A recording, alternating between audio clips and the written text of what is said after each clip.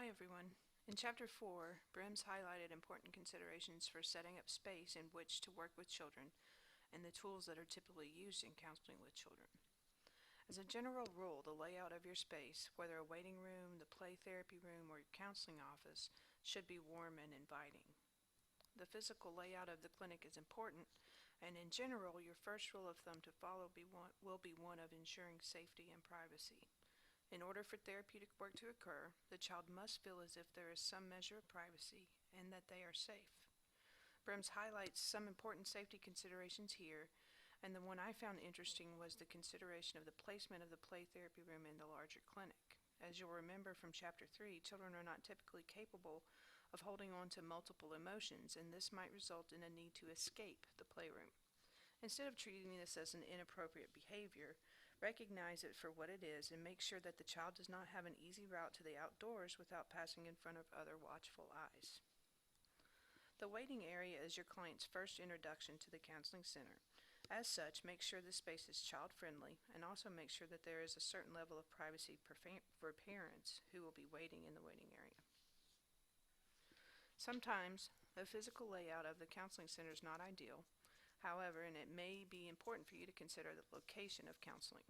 Typically, there will be a designated space for counseling to occur, but it could be that you work for an agency with limited resources. In these instances, be sure that your choices for location are based on the therapeutically relevant factors, and remember the importance of privacy and safety. If treatment occurs in an open public space, then it might be easier for the child to escape dealing with strong emotions.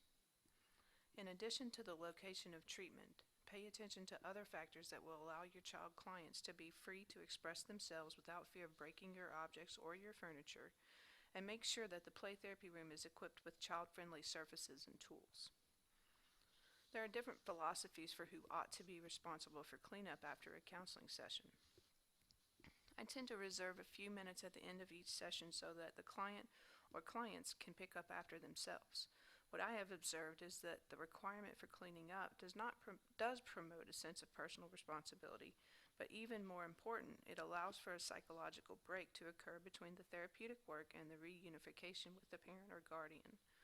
This will be a personal choice for you. Whatever you decide to do, however, I would encourage you to make it a policy for all of your clients.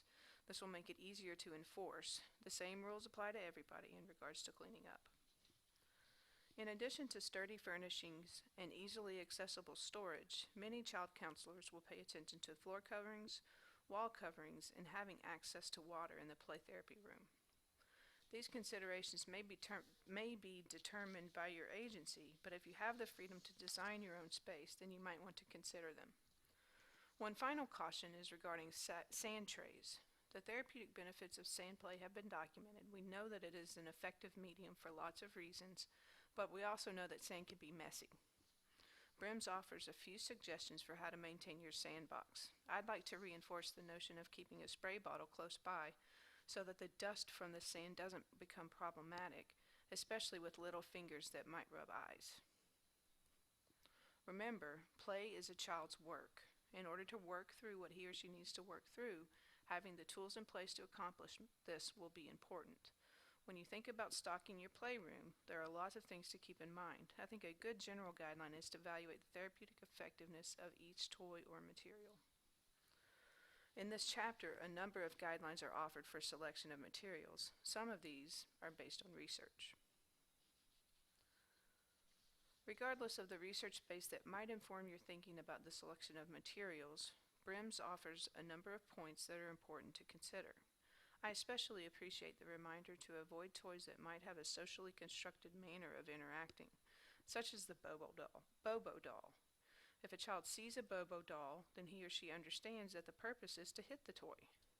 If, on the other hand, a child saw a pillow, it's up to the child to creatively decide how to use that tool. The ways that children express needs and frustrations through the selection and use of materials in your playroom will be important for you to consider.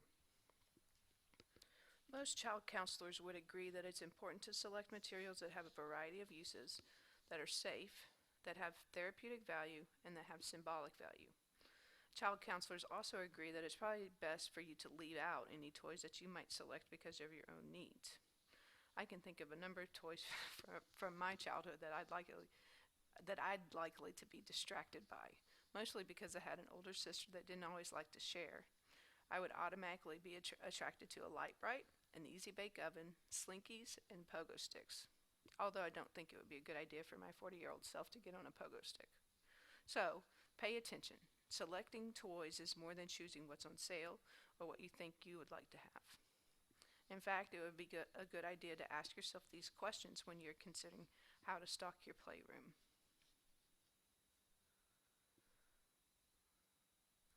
Finally, Brims offers specific types of toys and materials that have therapeutic value. Personally, I'm a big fan of puppets, especially finger puppets. Puppets allow for creative expression through symbolic play.